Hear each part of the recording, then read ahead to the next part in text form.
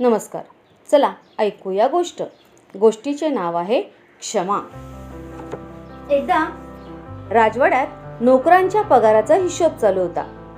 एका नोकराने राजकोषातून लाख रुपयांचे कर्ज घेतले होते.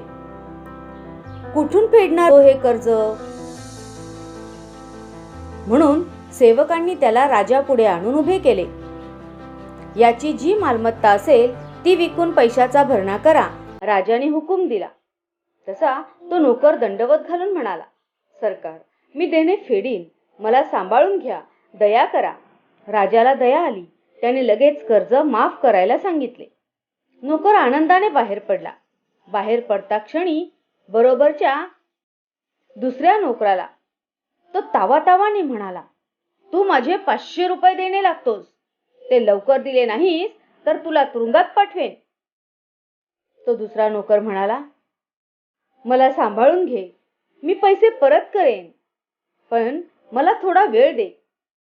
या बोलण्याचा काहीही परिणाम झाला नाही आणि त्याची रवानगी तुरुंगात करण्यात आली.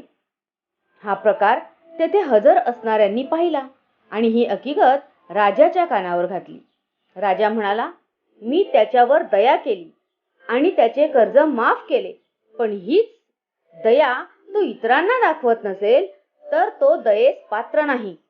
आता मीच हुकूम सोडतो की त्यालाच तुरुंगात टाका व त्याचे कर्ज त्याच्या मालमत्तेतून वसूल करा.